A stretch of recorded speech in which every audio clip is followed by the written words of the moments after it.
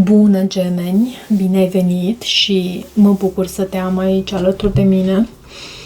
Astăzi pentru tine vom face crucea celtică, nu înainte însă despre a discuta și despre acest card de oracol pe care tu l-ai primit din oracolul arhetipurilor al lui Kim Krans. Dacă îl cauți și dacă ți-l dorești, pentru tine să știi că este un oracol minunat, doar că trebuie să te obișnuiești pentru o perioadă cu el pentru a putea să-l folosești în citirile tale, dacă folosești sau dacă ești cititor în tarot. Pentru tine avem Nevăzutul, cartea cu numărul 27, Nevăzutul. Acest card anunță prezența spiritului alături de tine. Poate că pentru tine, gemeni, dragă gemeni, simt să spun că ai ghizii tăi spirituale alături de tine care îți vorbesc și în această perioadă te ghidează. Nevăzutul, cam asta reprezintă. Poate o viziune anume pe care tu o ai, ghidare spirituală, anumite șoapte cu înțelepciune, încărcate cu înțelepciune pe care tu le primești și nici nu îți dai seama de unde le primești. Ok, voi corela, dacă va fi cazul, această carte și cu citirea ta în tarot și hai să trecem la porțiunea de tarot, să vedem pentru gemeni ce mesaje primim din tarot. Văd un paj de cupe, da, vorbim despre nevăzut. Pajul de cupe reprezintă visarea, reprezintă acea perioadă în care tu te gândești, visezi pur și simplu cu ochii deschiși la ceea ce înseamnă viață și nu este o perioadă irosită. Lucrul acesta nu este irosit. Poate ai de a face și cu un pești, un copil cu acest paj de cupe. Hai să vedem totuși ce cărți ies în citirea ta. Dacă acel paj de cupe va ieși, înseamnă că energia acestui paj de cupe este subliniată. 10 de spade și pare mi se că a fost la berbec în aceeași poziție la baza pachetului. 3 de bâte și nebunul. Da, poate ai de a face cu un berbec. O încheiere, o trădare, un sentimentul acela că nu mai poți, ești pus la pământ. Dar mai jos de atât tu nu poți să cobori. Dacă este vorba despre o durere sufletească, despre o trădare din partea cuiva anume, mai jos de acest 10 de spade n-ai cum să mergi. E punctul final și de acolo nu ai cum altfel decât să urci. 7 de monede, 7 de spade, a existat decepție, lucruri ascunse. Uite, pajul de cupe, îl ai în subconștientul tău. Poate fi energia unui copil sau o persoană nouă. Cavalerul de cupe, da, poate fi și o persoană nouă. 6 de spade, 9 de bâte. În sfatul pentru tine avem 3 de cupe, să nu te retragi, să nu te izolezi. Aș putea să spun cu acest 3 de cupe și acest 10 de spade care a ieșit la baza pachetului, 2 de spade în energia care vine din exterior, 9 de cupe. Tu ești bine totuși. Chiar dacă această persoană blochează ceva anume în această relație, pur și simplu poate spune stop, poate spune faptul că, pentru că văd acest 2 de spade, poate spune că își dorește o anumită pauză sau ceva blochează, eu așa simt. Și chiar dacă lucrul acesta se întâmplă, pe tine te văd bine. Cavalerul de spade reprezintă energia ta și îl avem în rezultatul posibil obținut pentru următoarea perioadă. În ceea ce privește finanțele, planul financiar, avem 10 de bâte. Muncă, muncă și iar muncă. Și vom vedea cât îți este răsplătită atunci când vom cere și clarificări. Am o bănuială însă că în ceea ce tu alegi să investești se va concretiza ceva frumos. Deși există niște energii în preajma ta, trebuie să recunosc, cu acest 7 de spade, 2 de spade, 9 de bâte. De ce 7 de monede? În situația de față, tu alegi să investești în planul acesta financiar, în stabilitatea ta, poate că faci și ești de fapt și într-o perioadă de evaluare în care vezi unde ești, ce ai făcut până acum și ce poți să faci de acum înainte pentru a ajunge la acel 10 de monede. De ce 7? Turnul. O pauză. Să știi că acest 7 de monede și turnul anunță o pauză între tine și persoana ta. Vom vedea dacă vom obține detalii aici despre cine este această persoană. Văd la Gemeni că treceți printr-o perioadă destul de delicată, aș putea să spun. Și provocarea aici o reprezintă 7 de spade. De ce 7 de spade? Luna, o femeie, o energie feminină, un secret. Poate fi secret. Văd și împărăteasa. Poate să reprezinte energia unui taur sau a unei balanțe. Cineva care, simt să spun aici, tu ai o pauză aici cu cineva anume. Un moment de turn se petrece în viața ta. Și parcă altcineva de pe margine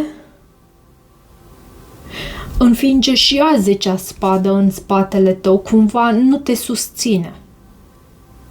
E ceva ce vine cu decepție aici. Este și în poziția provocărilor. Cu toate astea, pe tine te văd în subconștientul tău cu acest paș de cupe. E un personaj visător, e un personaj... Poate ai de-a face cu un pești sau ai marcaje pe zodia pești. De ce acest paș de cupe în subconștientul? A ieșit 3-ul de spade. Mi s-a părut că s-a întors o carte în pachet, dar nu văzusem. 3-ul de spade și justiția.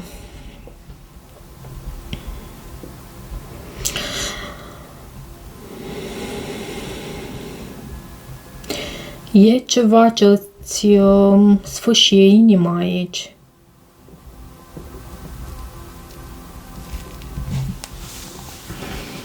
Ai sentimentul că nu ți se face dreptate? Simți că e prea mult? E ceva copleșitor aici? Ce este cu acest cavaler de cupe? În energia pe care tu o lași în trecut. Poate fi un semn de apă, o ofertă de dragoste pe care tu ai avut-o în trecutul tău, dar uite, ți-a adus și multe poveri. Era necesar să... Poate ai avut de-a face cu un semn de apă și uite, dacă e să descriu dinamica între tine și acest semn de apă, o persoană care vine foarte cuceritoare, foarte boemă, foarte romantică în direcția ta, dar îți dădea și bătăi de cap. Și tu te-ai luptat aici, da, tu ești în această energie a cardului 7 de bâte. Uite, te-ai luptat aici pentru a lăsa în urmă ceva anume. Simt că este vorba despre un semn de apă. 6 de spade. Da, 7 de bâte poate să vorbească și despre a lupta pentru ceva anume, dar simt defensivitate din partea ta aici, pentru că avem și acest 10 de bâte. De ce 6 de spade în gândurile tale? 6 de spade, poate îți dorești să călătorești, poate îți dorești să mergi în direcția cuiva anume. 6 de spade anunță faptul că îți dorești progres, să lași acele ape tulburi în urmă. Ce este cu acest 6 de spade? Steaua, vindecare. Și uite, te văd pe tine aici, poate ai de-a face și cu un vărsător, dar văd foarte multă energie din elementul aer. Regina de spade, steaua și 6 de spade. Elementul aer reprezintă comunicarea, reprezintă folosirea cuvântului pentru a transmite ceea ce tu ai de transmis.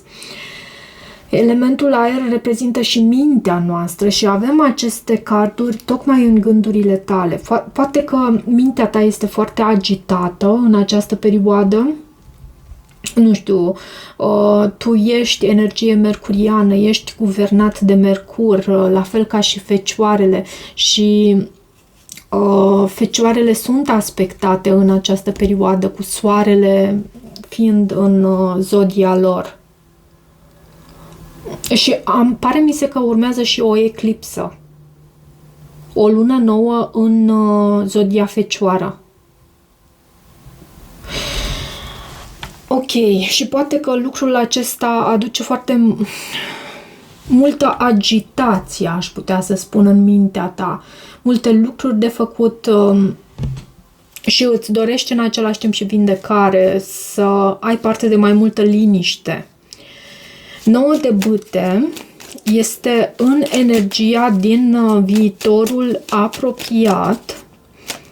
Ce este cu acest? Cavalerul de spade. Tu te aperi aici. Și 9 de bâte din nou, vezi? 9 de bâte, 9 de bâte, cavalerul de spade. Cavalerul de spade te poate reprezenta pe tine. Poate reprezenta și expansiunea.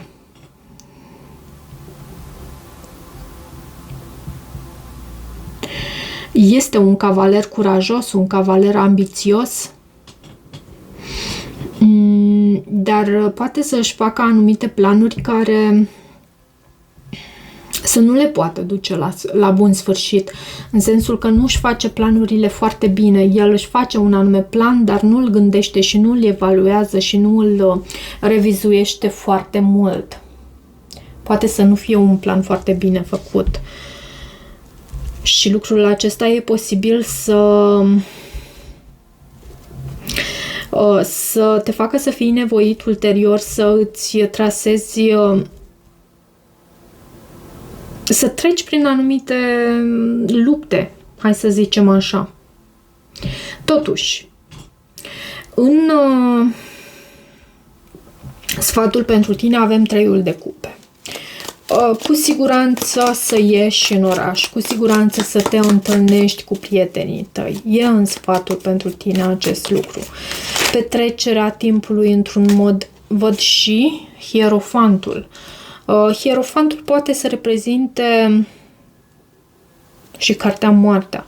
Poate un taur, un scorpion, văd aici, întâlniri cu prietenii, întâlniri cu oameni dragi, reuniune, colaborare. Hierofantul anunță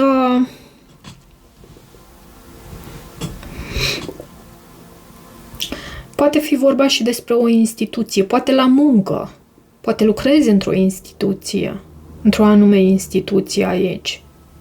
Și am ajuns la acest 2 de spade pe care vreau să îl clarific încă de la început de citire. De ce acest 2 de spade în energia care vine din exterior? Asul de cupe și faetonul. Faetonul poate să anunțe faptul că ai de a face cu un rac. Dar în ceea ce privește dragostea, e cineva e posibil să trebuiască să iei și o anumită decizie în planul acesta amoros. Poate să alegi între două persoane, poate un rac, am văzut aici berbec, văd competiție sau chiar un semn de aer, de apă, scuze. Am văzut cavalerul de cupe și după aceea cartea ta, regele de spade.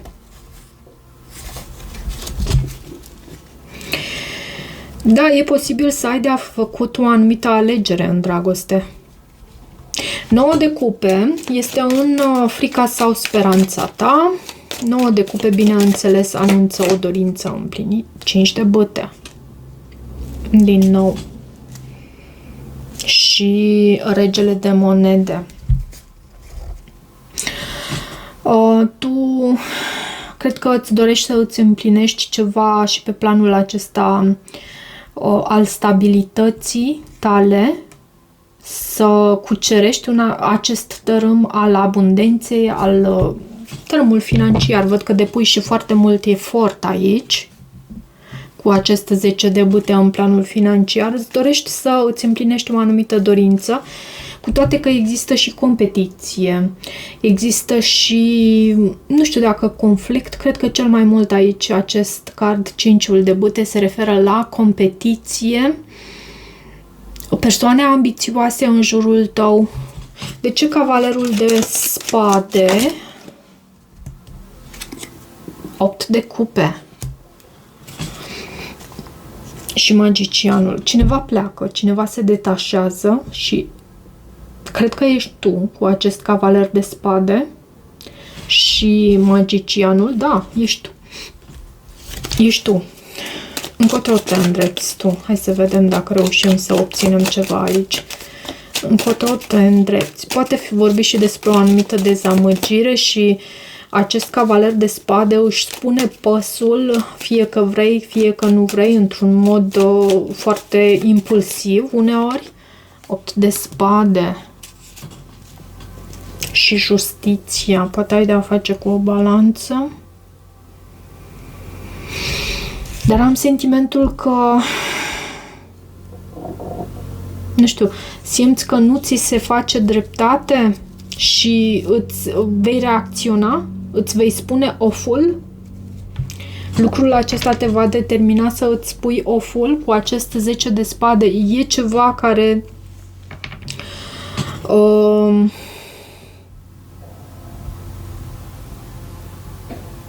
e ceva cu încheiere și nu am să spun mai mult de atât.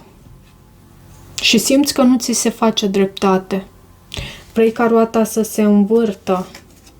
Și da. Vreau să văd și un mesaj pentru tine, un număr angelic pentru gemeni. Ce număr angelic avem pentru gemeni pentru această perioadă? Ups, uite că s-a întors unul, celelalte nu le voi lua. Avem 101.